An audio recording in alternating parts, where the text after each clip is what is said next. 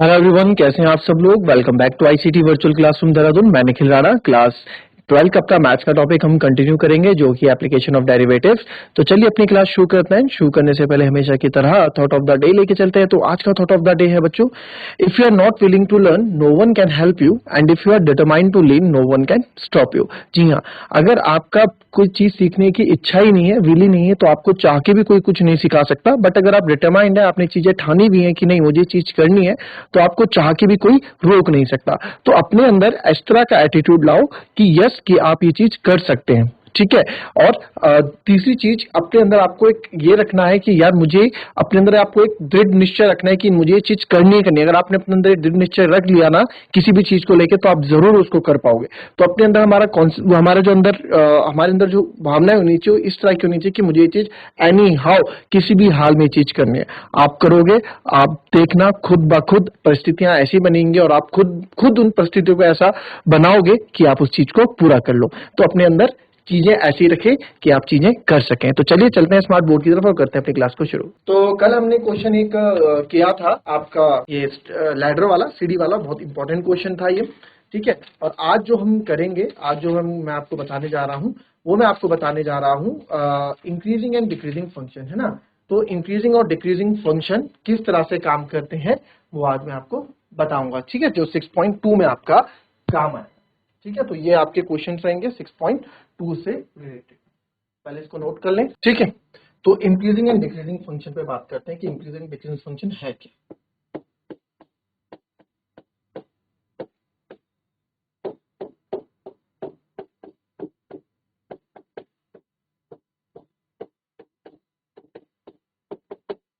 अब जैसे आपको नाम से पता लग रहा है, इंक्रीजिंग और डिक्रीजिंग, बढ़ता हुआ और घटता हुआ। ठीक है, इसके अंदर भी आपके वेरिएंट है। सबसे पहला है स्ट्रिक्टली इंक्रीजिंग फंक्शन। तो स्ट्रिक्टली इंक्रीजिंग फंक्शन क्या होता है? स्ट्रिक्टली इंक्रीजिंग फंक्शन मतलब कि आपका ग्राफ ना बढ़ ही रहा है। For example, strictly increasing function में आप ऐसे समझें, y equals to F X होता है ना, हम y equals to F X लेते हैं, पता है आपको। तो लेट से y इक्वल्स टू मेरे पास 2x है। ठीक है, माना y पर 2 से स्ट्रिक्टली इंक्रीजिंग फंक्शन मतलब अगर एक फंक्शन x बढ़ रहा है तो y भी बढ़ेगा। ठीक है, x बढ़ रहा है तो y भी बढ़ेगा। कैसे? अब यहाँ पे मैं कुछ वैल्यूज ले लेता हूँ x और y को लेके। तो मैंने अगर x यहाँ पे 1 रखा, या फिर चलो x अगर मैं 2 रखता हूँ तो y मेरा 4 हो जाता है, 2 2 4। x मैं यहाँ पे 3 रखता हूँ तो y मेरा 6 हो जाता है। वैसे x 4 रखता हूँ तो y 8। तो आप देख सकते हैं, आप वैल्यू के अकॉर्डिंग भी देख सकते हैं कि चीजें बढ़ रही हैं। जैसे जैसे x मैं यहाँ रख रहा हूँ 2 तो 4, 3 तो 6, 4 to 8। जैसे जैसे x रख रहा हूँ वैसे वैसे y की वैल्यू भी आपकी इंक्रीज हो रही है ना। वैसे वैसे आपकी y की इंक्रीज हो रही है। तो इसका जो आपका ग्राफ बनेगा, तो इसका अगर मैं आपको ग्राफ बना के दिखाऊं तो ये, ठीक है। तो इसमें आप देखोगे, इसमें ना ग्राफ हमेशा बढ़ता हुआ आपको दिखेगा ऐसे। ठीक है, इंक्रीजिंग, बढ़ता हुआ, बढ़ ही रहा है ना। आपका x, ये x एक्सिस होता है ना, तो ये 1 है, ये 2 है, ये 3 है, ये 4 है। ठीक है, ये 1 है, ये 2 है, 3 है, ये 4। तो यहाँ पे आप देखेंगे ये वैल्यू होगी, ये यहाँ पे ये वैल्यू होगी, ये यहाँ पे ये वैल्यू होगी। तो ये आपकी बढ़ी है। एक्स और वाई आप जैसे जैसे वैल्यू डालोगे वैसे वैसे आपका बढ़ता रहेगा। तो स्ट्रिक्टली इंक्रीजिंग फंक्शन में हमेशा बढ़ता ही रहेंगी चीजें। ठीक है, तो स्ट्रिक्टली इंक्रीजिंग फंक्शन में ना हम ग्राफ को जो है, जब भी हम किसी भी ग्राफ को देखेंगे तो लेफ्ट टू राइट देखेंगे। ठीक है, तो लेफ्ट, मेरे लेफ्ट में ये है और राइट में है, तो लेफ्ट से राइट बढ़ता हुआ हमेशा ग्राफ को हम देखा करते हैं। तो ये हो गया आपका स्ट्रिक्टली इंक्रीजिंग फंक्शन। तो स्ट्रिक्टली इंक्रीजिंग फंक्शन यानी कि, अब आपको इंक्रीजिंग इतना तो पता होगा यार, इंक्रीजिंग और डिक्रीजिंग क्या होता है ना। तो इंक्रीजिंग मतलब, ठीक है, इंक्रीजिंग मतलब आपका क्या होता है, इंक्रीजिंग मतलब वर्धमान, यानी बढ़ रही हैं चीजें। ठीक है, वो आपका, तो ये स्ट्रिक्टली इंक्रीजिंग हो गया। फिर आगे आ जाते हैं। ठीक है, दूसरा आपका आएगा स्ट्रिक्टली डिक्रीजिंग फंक्शन। सेम वैसे ही काम रहेगा स्ट्रिक्टली डिक्रीजिंग फंक्शन का भी। ठीक है, स्ट्रिक्टली डिक्रीजिंग फंक्शन मतलब,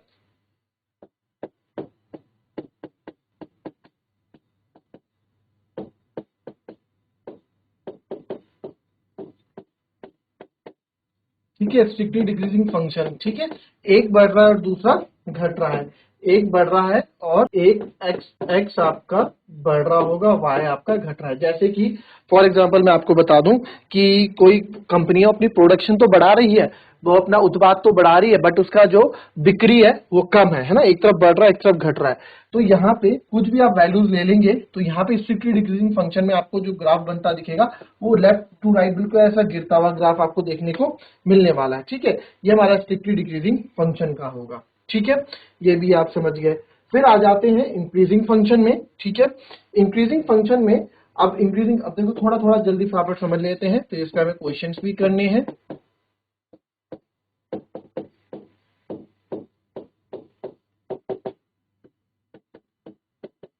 इंक्रीजिंग फंक्शन, तो इंक्रीजिंग फंक्शन क्या है? इंक्रीजिंग फंक्शन आपका ये,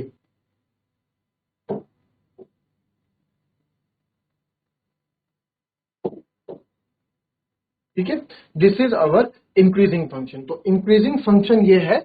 इंक्रीजिंग फंक्शन में आप देखेंगे, इंक्रीजिंग स्ट्रिक्टली इंक्रीजिंग में क्या था कि बढ़ ही रहा है। इंक्रीजिंग फंक्शन में एक बार ठहराव आएगा, भले ग्राफ गिरेगा नहीं, ग्राफ बढ़ता ही जाएगा, बट कहीं ना कहीं कांस्टेंट वैल्यू भी आपको देखने को मिलेगी। तो ऐसे फंक्शन जहां ग्राफ बढ़े या कांस्टेंट हो फिर बढ़े बट डिक्रीज ना हो, वह इंक्रीजिंग फंक्शन आपका होता है। जैसे हमने कहीं कंपनी में ज्वाइन किया तो हमारी सैलरी पहले 10,000 थी, फिर 20,000 हुई, फिर 30,000 हुई, 40 हुई, फिर कुछ टाइम तक 40 ही रही, फिर एकदम बढ़ गई 50, 55, 60 होता है ना। तो ये घट का ही नहीं रहा। तो आपका इस तरह के फंक्शन आपके क्या होंगे? आपके इंक्रीजिंग फंक्शन कहलाएंगे। इसमें स्ट्रिक्टली वर्ड नहीं आएगा, इंक्रीजिंग फंक्शन आपके कहलाएंगे। ठीक है, तो साथ ही साथ इसको हम समझ भी लेते हैं इंक्रीजिंग फंक्शन को, और स्ट्रिक्टली इंक्रीजिंग फंक्शन को भी हम समझ लेते हैं। ठीक है, साथ साथ चलो पहले स्ट्रिक्टली में आ जाते हैं कि कोई भी फंक्शन स्ट्रिक्टली इंक्रीजिंग फंक्शन तब कहलाया जाएगा जब आपका x1 और x2 जो है एक दूसरे से, अब जैसे फॉर एग्जांपल मैं मान लेता हूं, यहाँ पे आपने मान लिया दिस इज x1 ये पॉइंट, और ये पॉइंट मैंने x2 मान लिया। ठीक है, ये मैंने x1 मान, अब आप यहाँ साफ देख पा रहे हो जो x1 है वो है 1 और x2 है ये है 4। तो यहाँ पे आप साफ देख पा रहे हो कि x1 जो है x2 से क्या है? छोटा है। दिख रहा है? तो अगर x1 x2 से छोटा है, ठीक है, तो इट मींस जो इसका फंक्शन होगा fx1, देखो फंक्शन को fx को हम क्या लिखते हैं? y भी लिखते हैं ना, fx को हम y भी बोलते हैं। तो इसका y भी ना, y भी सेम रहेगा, यानी कि जो इसका fx1 है, fx1 भी fx2 से क्या रहेगा? छोटा रहेगा, यानी जो इसका फंक्शन है वो भी छोटा रहेगा। कैसे सर? यहाँ पे वैल्यू क्या बनेगी? फॉर एग्जांपल ये मान लो, यहाँ पे वैल्यू क्या बनेगी? y का हो गया, ये फॉर एग्जांपल मान लो 4 और 4 होगा ना यहाँ पे, और यहाँ पे क्या होगा? यहाँ पे 1 और 1 होगा, तो y यहाँ पे भी और यहाँ पे, तो यहाँ भी आप देख सकते हो कि fx1 यानी कि y यहाँ पे छोटा है fx2 से। ठीक है, तो यहाँ पे स्ट्रिक्टली इंक्रीजिंग में क्या होगा? बस आपका लेस जो फंक्शन, एक अगर x1 आपका छोटा है तो उसी का फंक्शन भी छोटा ही होना चाहिए, ऐसा नहीं कि इनवर्स हो जाए। ठीक है, ये सिंपल। अब दूसरा देखो स्ट्रिक्टली इंक्रीजिंग फंक्शन में यहाँ पे मैं कुछ पॉइंट मान लेता हूं। चलो एक मान लेते हैं, लेट y मान लो 7/x हमने यहाँ पे मान लिया। तो x और y मेरे पास है,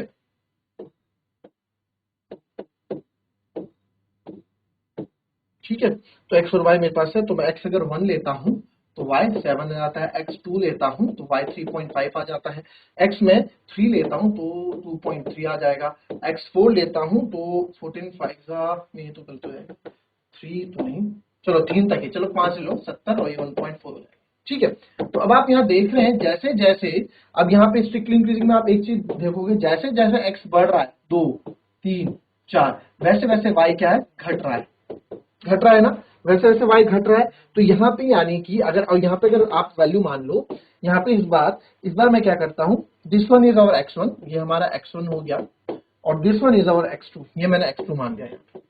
ठीक है, तो x1 आप देख सकते हैं, यहाँ पे साफ आप देख सकते हैं x1 जो है x2 से यहाँ पे, ठीक है, छोटा है। तो अब x1 तो छोटा क्यों है? x1 छोटा क्यों है?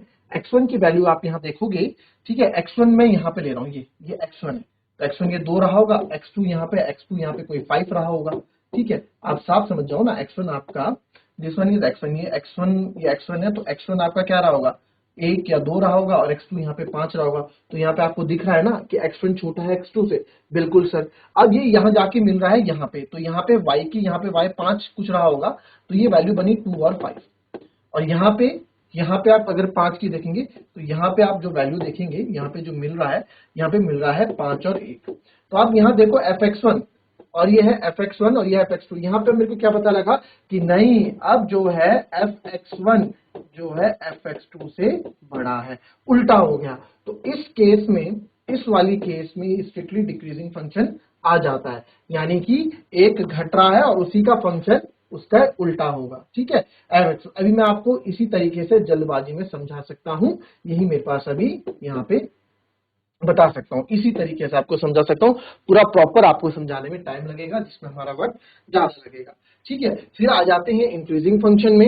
इंक्रीजिंग फंक्शन में आप देखो, इंक्रीजिंग फंक्शन में अगर मैं लेता हूं, ये x1 यहाँ पे मैंने ले लिया, ठीक है, और यहाँ पे कहीं पे मैं x2 यहाँ पे ले लेता हूं, तो यहाँ पे हम एक चीज बोलते हैं, हम एक चीज यहाँ पे ये चीज बोल देते हैं कि अगर, है ना, इंक्रीजिंग फंक्शन में इंक्रीजिंग फंक्शन सेम है, x1 स्ट्रिक्टली की तरह है, अगर x1 x2 से छोटा है, दिख रहा है x1 यहाँ है और x2 आपका यहाँ है, तो ऑब्वियस सी बात है x2 आपका बड़ा है, क्योंकि x1 अगर 3 है तो x2 कहीं जाके 7 या 8 होगा, है ना, दिख रहा है ये तो x1 क्या है आपका, x1 जो है x2 से छोटा है। ठीक है, बट और साथ ही साथ इसका fx1 यानी कि इसका फंक्शन, अब y कहाँ, इसका y कहाँ मिलेगा, यहाँ, और इसका y कहाँ मिलेगा, यहाँ, तो y भी किसका ज्यादा है, x2 का ही ज्यादा है, तो इसी का fx1 और fx2 भी ज्यादा भी हो सकता है। ठीक है, और साथ ही साथ आपको एक चीज और इसमें इंक्रीजिंग फंक्शन में देखने को मिलेगी कि कभी कभार यहां जहां कांस्टेंट चीजें चल रही हैं, यहां पे आ गया आपका 5 और यहां पे भी आ गया आपका 5, ऐसा हो सकता है। तो यहां पे भी आप देख सकते हैं y बराबर fx हम लेते हैं ना, तो यहां पे भी आप देख सकते हैं कि यहाँ पे एक चीज और है, क्योंकि कांस्टेंट निरंतर चल ही रही है, चीजें कांस्टेंट है, कुछ टाइम तक कांस्टेंट रहेंगी, तो काफी बार वैल्यूज आपकी सेम भी आएंगी, तो इट मींस fx1 और fx2 आपका सेम रहेगा। कैसे, अब देखो ना y, अब बहुत हद तक आप देखो, अगर ये फॉर एग्जांपल मैं 5 मान लेता हूं, तो यहाँ पे भी 5 है, यहाँ पे भी 5 है, यहाँ पे भी 5 है, यहाँ पे भी 5 है, तो आप देख सकते हो x1 हो चाहे x2 हो, fx1 हो चाहे fx2 हो, ठीक है, चाहे x1 हो चाहे x के साथ हो, चाहे, अब देखो यहाँ पे मैं मान लेता हूं कि सर इस बार fx1 आप ये ले लो, लो ले लिया fx1 मैंने, यहाँ पे था 5 और ये मान लो ये 6, तो ये आपका पॉइंट बना 5 और 6। ठीक है, ठीक है, तो x2 ये ले लेना, ठीक है, x2 ये माना इस बार 8 और ये भी हमने माना 8, तो ये कितना 6, तो यहाँ देख रहे हो ना fx1 मतलब y, तो y यहाँ y1 यहाँ भी बराबर है और y2 यहाँ भी, तो y1 y2 दोनों बराबर है, और y1 और y2 को हम किससे दिखाते हैं, फंक्शन fx से दिखाते हैं ना, तो बस आप यहाँ देख सकते हैं कि fx1 और fx2 इस तरह से यहाँ पे सेम है, तो यहाँ पे ये इक्वल भी है, तो एक कंडीशन बनती है fx1 जो है, ठीक है, fx1 आपका छोटा भी होगा, ग्रेटर देन भी होगा और इक्वल भी होगा fx2 के, तो जब ऐसी कंडीशन आपकी बन के आएगी वो आपकी इंक्रीजिंग फंक्शन की कंडीशन होगी। ठीक है, अब देखो इंक्रीजिंग और स्ट्रिक्टली इंक्रीजिंग में क्या अंतर है। स्ट्रिक्टली इंक्रीजिंग फंक्शन आप देख रहे हो fx1 is less than fx2, ठीक है, और यहाँ पे भी fx1 is less than fx2 है, but fx1 is less than equal to fx2 है, तो इक्वल टू का साइन जहां पे आ जाएगा साथ में, कि यहाँ पे बात किस चीज की हो रही है, यहाँ पे बात फंक्शन इंक्रीजिंग की हो रही है। ठीक है, अब उसी तरीके से हम आ जाते हैं आपका डिक्रीजिंग फंक्शन में। अब डिक्रीजिंग फंक्शन भी सेम स्ट्रिक्टली डिक्रीजिंग की तरह है। डिक्रीजिंग में आप एक चीज आप यहाँ रखना,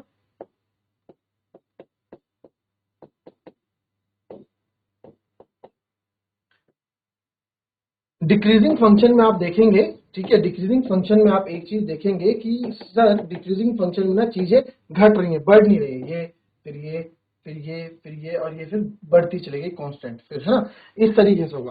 तो स्ट्रिक्टली इसमें डायरेक्ट समझा नहीं रहा हूं, स्ट्रिक्टली डिक्रीजिंग में क्या था, अगर x1 जो है आपका लेस देन था x2 से, तो इसका फंक्शन उल्टा हो जाता है, इसका फंक्शन ग्रेटर देन हो जाता है fx2 से। बस इसमें एक चीज आपको याद रखनी है कि जो इसका फंक्शन है ग्रेटर देन और इक्वल टू भी रहेगा, तो उल्टी चीजें हो जाती हैं। ठीक है, तो इस डिक्रीजिंग फंक्शन में ये रहेगा। ठीक है, और नेदर इंक्रीजिंग नॉट डिक्रीजिंग में क्या रहेगा, X is increasing which where wise, एक नेदर इंक्रीजिंग नॉट डिक्रीजिंग भी इसमें रहता है, वो आपको बताऊंगा आगे जाके, वो इसमें क्वेश्चन कम पूछे जाते हैं। ठीक है, अब ये अब हमेशा तो हम ग्राफ, ये तो हमारा क्या था, ये फंक्शन हमारा बढ़ रहा है या घट रहा है उसको निकालने के लिए ये सब यूज होता है, बट हमेशा इससे यूज नहीं कर सकते हम। दूसरा मेथड है, सेकंड मेथड भी हम इससे यूज करते हैं, सेकंड मेथड भी है जो है डेरिवेटिव, सेकंड मेथड। ठीक है, सेकंड मेथड क्या है आपका, डेरिवेटिव। सेकंड मेथड क्या है, डेरिवेटिव मेथड। ठीक है, तो डेरिवेटिव मतलब dy बाई dx। तो dy बाई dx जब हमने स्टार्ट किया था, आपको इसके मैंने दो चीजें बताई थी कि एक तो उसको होता है रेट ऑफ चेंज, जो हमने इससे पहले एक्सरसाइज में पढ़ा। रेट ऑफ चेंज भाई परिवर्तन की दर भी ये बताता है, और स्लोप ऑफ टेंजेंट,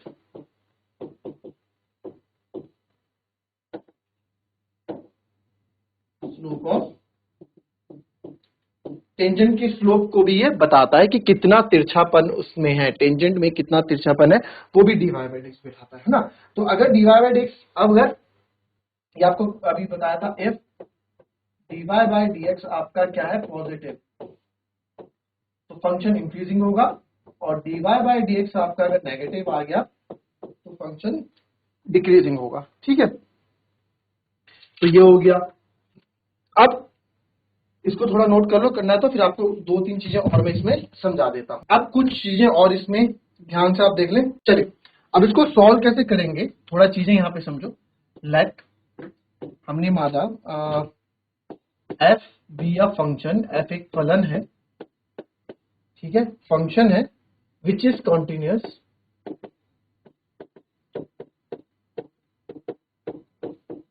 जो कि कॉन्टिन्यूअस भी है।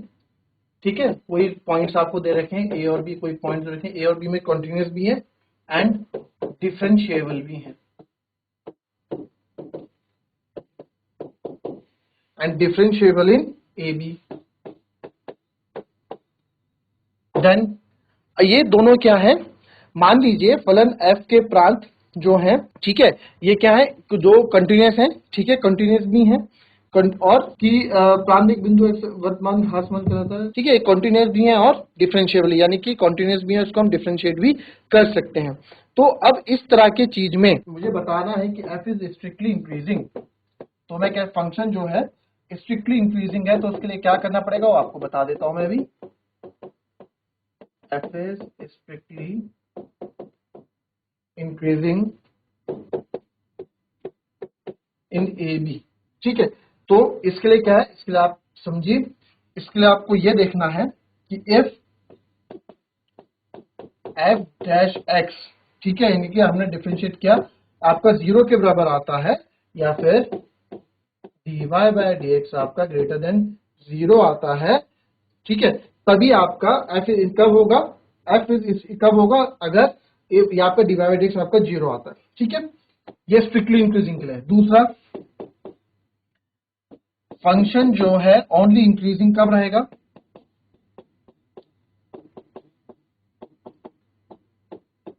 ये केवल इंक्रीजिंग यानी वर्धमान कब रहेगा, जब इफ f डैश x आपका ग्रेटर देन इक्वल्स टू 0 है। ठीक है, अब ये तो ग्रेटर देन था, ये ग्रेटर देन इक्वल्स टू 0 है, तो यह रहेगा। ठीक है, वैसे ही आपका तीसरे में आ जाऊं, शॉर्ट में आपको समझा रहा हूं बस। अगर आपका फंक्शन क्या है, स्ट्रिक्टली डिक्रीजिंग है,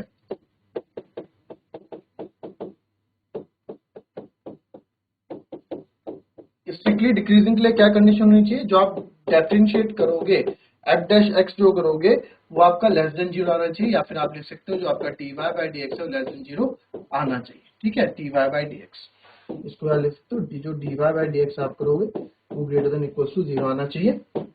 एंड सेम अगर f आपका केवल डिक्रीजिंग है, स्ट्रिक्टली डिक्रीजिंग नहीं, ओनली डिक्रीजिंग है, तो अगर डिक्रीजिंग में आपका ग्रेटर देन इक्वल्स टू हो जाएगा, बस हो जाएगा, f डैश x है ग्रेटर देन इक्वल्स टू 0 हो जाएगा।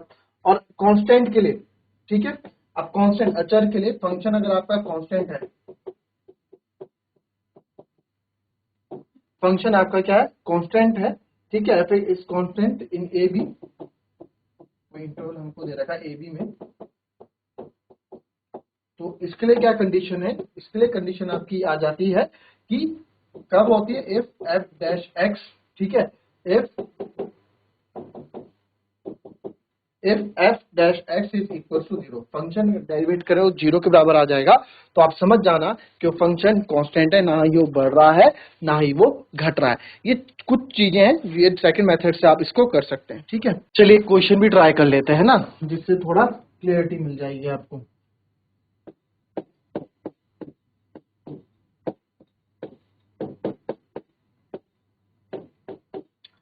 show that the function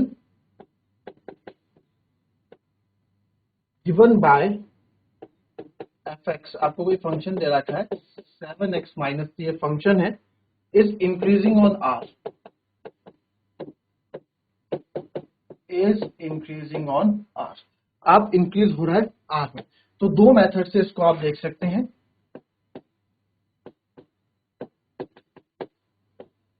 method one, ठीक है, कोई फंक्शन में दे रखा है, हमें बताना है कि ये इंक्रीजिंग है, तो इंक्रीजिंग इंक्रीजिंग है फंक्शन, ये मुझे बताना है। तो इंक्रीजिंग के लिए इंक्रीजिंग नहीं, स्ट्रिक्टली इंक्रीजिंग कर दो इसको, ठीक है, आपको बताना है फंक्शन इज स्ट्रिक्टली इंक्रीजिंग है,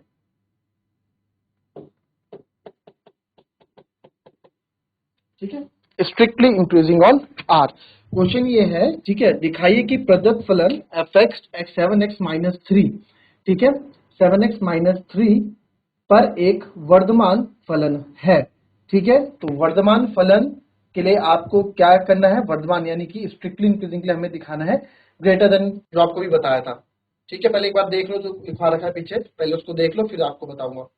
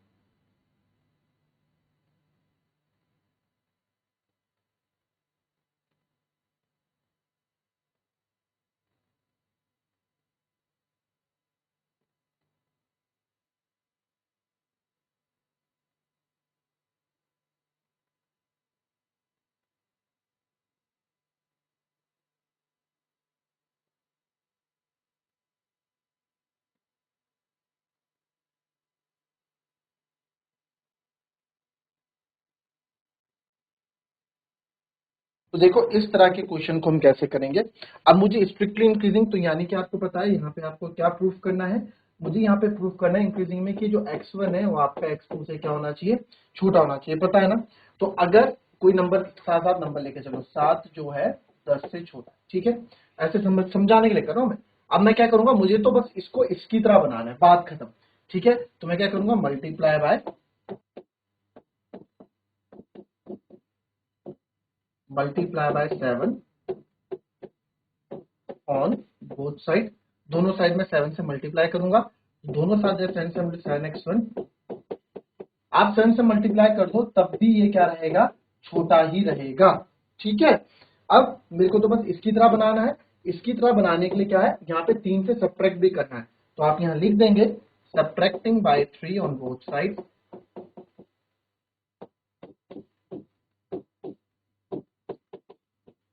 तीनों साइड 7 से 3 से सब्ट्रैक्ट करना है, तो 7x1 माइनस 3 और 7x2 माइनस 3, है ना। अब आप यहाँ सब्ट्रैक्ट कर लोगे, 49 में से 3 गया आपका 46 और ये 67, तब भी ये बड़ा रहेगा। अब आप एक चीज ध्यान से देखो बच्चों, ये 7x माइनस 3 और 7x माइनस, ये पूरा फंक्शन नहीं बन रहा, x की जगह मैं x1 डाल दूं fx। अब एक बात देखो, आप अभी तक हम कर रहे थे ना 5th चैप्टर में, अगर fx है, fx 7x माइनस 3 और fx की जगह मैं x1 डाल दूं तो 7x1 माइनस 3 हो जाएगा नहीं, तो बस वही चीज यहाँ पे भी लागू हो जाएगी आपकी। तो ये आपका बन गया है, therefore ये बन चुका है, इसको मैं fx1 लिख सकता हूँ, इसे fx2 लिख सकता हूँ। तो ये यही स्ट्रिक्टली इंक्रीजिंग की परिभाषा है कि जब भी हमारा फंक्शन, आपको बताया था ना मैंने यहाँ पे कि जब भी स्ट्रिक्टली इंक्रीजिंग में आप देखेंगे, स्ट्रिक्टली इंक्रीजिंग का था कि जब भी आपका fx1 लेस देन fx2 होगा तो इट मींस कि आपका फंक्शन क्या है, स्ट्रिक्टली इंक्रीजिंग है। तो ठीक है, तो आप ये लिखेंगे hence therefore Therefore, by definition, it follows that f is function is strictly increasing on R.